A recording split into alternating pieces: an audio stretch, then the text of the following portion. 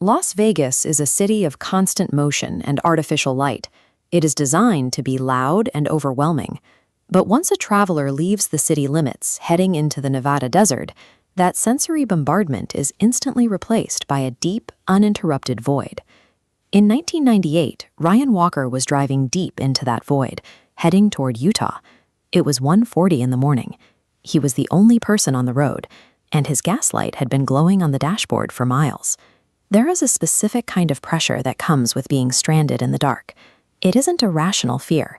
It's a physiological response that makes a person ignore their instincts in favor of any immediate solution. Just as the engine began to sputter, a single flickering light appeared on the horizon. Ryan didn't question why there was a station in the middle of a dead zone. He simply turned toward the glow.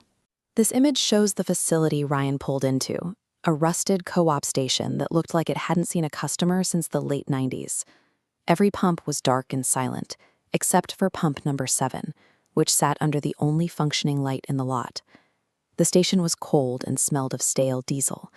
In an environment this hostile, the presence of a working machine feels less like a convenience and more like a deliberate lure. As soon as Ryan lifted the rusted metal nozzle, the cracked screen on pump 7 flickered to life. It displayed 2 words: "Welcome back." Ryan stared at it, certain he had never set foot in this part of Nevada before. He didn't even have time to reach for the trigger. The internal gears of the machine began to grind, and fuel started rushing through the line automatically, surging into his car. An old man stepped out from behind the station's shadows. He didn't move toward Ryan, but his voice was clear. He said, "If you let that tank fill up, you'll never leave this road." The warning was simple.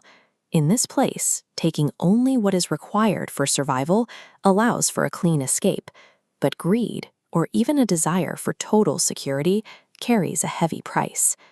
Ryan tried to dismiss the old man, but then he looked at the pump. The meter was accelerating. It hit 20, 30, and 40 gallons in seconds, spinning far faster than any standard pump should be capable of. Ryan grabbed the nozzle to rip it out of his car, but it wouldn't budge. The metal had locked into the vehicle's frame, clamping tight as the fuel continued to pour. Suddenly, his car radio turned on. Through the static, Ryan heard his own voice, screaming from the future, begging him to stop the pump. The machine suddenly went dead. The screen cleared, and in sharp black letters, it displayed the word "full." Every safety mechanism and manual override had failed. Ryan was no longer a driver in control of a machine. He was a witness to a process that had successfully finished its work. Ryan managed to get the car started and sped back onto the highway. He drove for miles, watching the dark road straighten out ahead of him. He felt the relief of having the station in his rearview mirror. But as he drove, he noticed the dashboard. This image shows the problem. After nearly 50 miles of high-speed driving, the needle hadn't moved. It stayed pinned past the F mark, indicating a tank that remained perfectly, impossibly full. The road signs began to disappear. The landscape became a repeating pattern of the same hills and the same cracked pavement, looping endlessly through the dark. The highway had stopped leading to Utah. No matter how fast he drove or which way he turned, the horizon eventually gave way to that same flickering light, pulling him back toward pump number 7. As Ryan's car rolled back into the lot, his headlights illuminated dozens of other vehicles. They were all models from the late 90s, sitting in perfect rows, their bodies corroded by decades of desert salt and wind. Inside the driver's seat of each car sat a skeleton, hands still gripped to the steering wheel. The old man was waiting by the pump.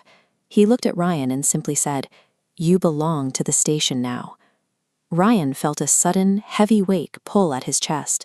His muscles stopped responding. He was awake and aware, pinned into his seat, unable to move a single finger. In the folklore of the desert, a full tank isn't a sign of safety. It is a weight that anchors you to the spot where you accepted too much. On this road, the only way to keep moving is to always stay hungry for the next mile.